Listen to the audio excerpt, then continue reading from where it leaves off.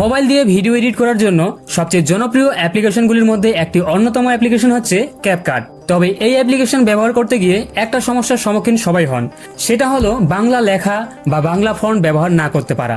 যদি আপনারও একই সমস্যা হয়ে থাকে তাহলে চিন্তার কোনো কারণ নেই, কারণ আজকের এই ভিডিওতে আমি আপনাদের দেখাবো কিভাবে খুব সহজেই ক্যাপকাট অ্যাপ্লিকেশনের মাধ্যমে বাংলা ফন্ট ব্যবহার করবেন এবং বাংলায় লিখবেন। তাই কোনো স্টেপ মিস না করে অবশ্যই ভিডিওটা শেষ পর্যন্ত দেখুন। তো আর সময় নষ্ট না করে চলুন মূল ভিডিওটা শুরু করা যাক। তো প্রথমে ক্রোম ব্রাউজার অ্যাপ্লিকেশন ওপেন করে এখানে সার্চ বার ওপেন হওয়ার পর এখানে টাইপ করবেন বাংলা ফ্রি ফন্ট ডাউনলোড। তারপর এখানে চলে আসবে অনেক ওয়েবসাইট। তো আপনারা প্রথম ওয়েবসাইটে ক্লিক করবেন, যেটার নাম হচ্ছে লিপিঘর। স্ক্রল করে নিচের দিকে আসলে দেখতে পাবেন এখানে লেখা রয়েছে ফ্রি ফন্ট। তো এখানে ক্লিক করবেন এবং এখানে একটা অ্যাড চলে আসবে। তো এখানে উপরে ক্লিক করবেন বন্ধ করুন লেখাতে।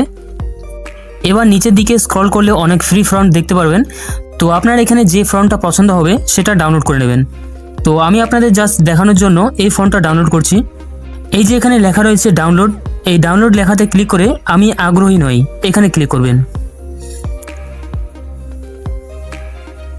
এরপর এই ফন্টটা ডাউনলোড হয়ে গেছে আপনার ফাইলে।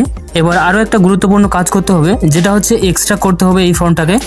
তার জন্য মাই ফাইলসে ক্লিক করে এখানে রিসেন্ট অপশানে ক্লিক করলে দেখতে পাবেন লেখা রয়েছে এই ফন্টটি জিপ আকারে রয়েছে। তো এটাকে এক্সট্রা করতে হবে। তার জন্য এক্সট্রা ফাইলে ক্লিক করে এটা প্রথমে এক্সট্রা করে নেবেন। এরপর ক্যাপকাট অ্যাপ্লিকেশন ওপেন করতে হবে। তো এখানে আমি একটা নতুন প্রজেক্ট ক্রিয়েট করে দেখাচ্ছি আপনাদের। এবার টেক্সট অপশানে ক্লিক করে প্রথমে টেক্সটটাকে এখানে অ্যাড করতে হবে। তার জন্য টেক্সট অপশানে ক্লিক করার পর এখানে সাইটে স্ক্রল করলে দেখতে পাবেন একটা অপশন লেখা রয়েছে মাই ফন্ট। মাই ফন্টে আসার পর এখানে লেখা রয়েছে প্লাস অ্যাড। তো এই অপশানে ক্লিক করার পর আপনার এক্সট্রা করা ফন্টটা এখানে অ্যাড করতে হবে। ডাউনলোড অপশনে ক্লিক করার পর আপনার যে ফাইলটা এক্সট্রা করেছেন সেই ফাইলটা ওপেন করে এখানে লেখা রয়েছে ইউনিকোড। এই ইউনিকোডে ক্লিক করার পর যে কোনো একটা ফাইল চুজ করবেন। তো এখানে ফন্টটা সিলেক্ট করার পর আমি এখানে যে কোনো একটা টেক্সট টাইপ করব। তো আপনারা দেখতে পাচ্ছেন এখানে ফন্ট সিলেকশন হয়ে গেছে এবং কোনো ধরনের ইস্যু দেখতে পাওয়া যাচ্ছে না।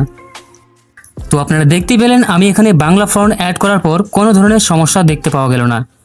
তো আশা করি আপনারা বুঝতে পেরেছেন যে কিভাবে বাংলা ফন্ট অ্যাড করার পর ব্যবহার করতে হয়। ভিডিওটা ভালো লাগলে অবশ্যই একটা লাইক করবেন, আর চ্যানেলে নতুন দর্শক হয়ে থাকলে চ্যানেলটা সাবস্ক্রাইব করে পাশে থাকবেন।